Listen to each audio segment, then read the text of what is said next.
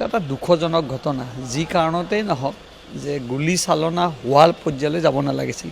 যোন দলে নকৰক এতিয়া আমি গম নাপাওঁ কোন দলে কৰিছে যদি কংগ্ৰেছে কৰিছে এই কামটো খুব বেয়া কাম কৰিছে ইমান তললৈকে আমি যাব নাপায় কাৰণ কথাটো এনেকুৱা আমি এটা ৰাজনীতিকভাৱে আমাৰ শত্ৰুতা থাকে ব্যক্তিগত শত্ৰুতা কাৰো নাই কাৰো লগত নাই সেইকাৰণে মই অনুৰোধ কৰিছোঁ যে এই পৰ্যায়ৰ পৰা আঁতৰি আহি এক শান্তিপূৰ্ণ পৰিৱেশত আপোনালোকে ওলাই আহক আৰু ৰাইজৰ মতামত লওক ৰাইজে যাৰ সপক্ষে ৰায়দান দিব সেইটোৱে আমাৰ গণতন্ত্ৰ আৰু ভাৰতবৰ্ষত সৰ্বোচ্চ গণতন্ত্ৰ বুলি আমি গৌৰৱ কৰোঁ মই ভাবোঁ এই পৰিৱেশটো হ'ব নালাগিছিল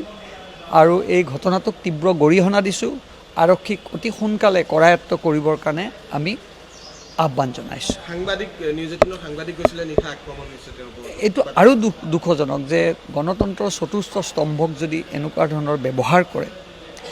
তেতিয়াহ'লে ইয়াতকৈ দুঃখজনক ঘটনা হ'ব নোৱাৰে সেইকাৰণে মই ভাবোঁ যে এইবিলাক যিয়ে কৰিছে দোষী সাব্যস্ত কৰক আৰু এই যিসকল গণতন্ত্ৰৰ চতুৰ্থ স্তম্ভ বুলি আমি সদায় কৈ আছোঁ ৰাইজৰ কাম কৰিবৰ কাৰণে সাংবাদিকসকলক হাৰাছমেণ্ট নকৰক কাৰণ তেখেতসকলে কাৰো সপক্ষে নাই নিউট্ৰেলি তেখেতসকলে এই প্ৰচাৰ কৰে আৰু এই ব্যৱস্থাটো অতিকৈ আমি চিন্তনীয় বিষয় যে গণতন্ত্ৰৰ চতুৰ্থ স্তম্ভ সাংবাদিক বন্ধুসকলৰ ওপৰত কোনোবা দলে অত্যাচাৰ কৰিছে আৰু যি দলে অত্যাচাৰ কৰিছে সেইটোৰ মুৰব্বীসকলে এইটোৰ ওপৰত এক তদন্ত কৰিব লাগে আৰু তেওঁলোকেও ক্ষমা খোজাটো প্ৰয়োজন তাকে কাউন্সিলৰ এগৰাকীৰ নাম উল্লেখ হৈছে যদি সঁচাকৈ তেওঁ দোষী তেওঁক ইয়াৰ ওপৰত আইনগত ব্যৱস্থা ল'ব লাগে এটা দুঃখজনক ঘটনা যি কাৰণতেই নহওক যে গুলী চালনা হোৱাৰ পৰ্যায়লৈ যাব নালাগিছিল যোন দলে নকৰক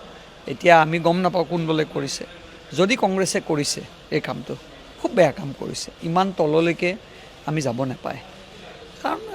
কথাটো এনেকুৱা আমি এটা ৰাজনীতিকভাৱে আমাৰ শত্ৰুতা থাকে ব্যক্তিগত শত্ৰুতা কাৰো নাই কাৰো লগত নাই সেইকাৰণে মই অনুৰোধ কৰিছোঁ যে এই পৰ্যায়ৰ পৰা আঁতৰি আহি এক শান্তিপূৰ্ণ পৰিৱেশত আপোনালোকে ওলাই আহক আৰু ৰাইজৰ মতামত লওক ৰাইজে যাৰ সপক্ষে ৰায়দান দিব সেইটোৱে আমাৰ গণতন্ত্ৰ আৰু ভাৰতবৰ্ষত সৰ্বোচ্চ গণতন্ত্ৰ বুলি আমি গৌৰৱ কৰোঁ মই ভাবোঁ এই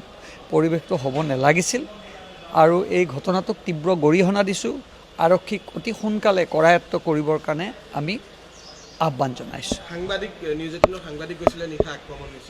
এইটো আৰু দুঃখজনক যে গণতন্ত্ৰৰ চতুৰ্থ স্তম্ভক যদি এনেকুৱা ধৰণৰ ব্যৱহাৰ কৰে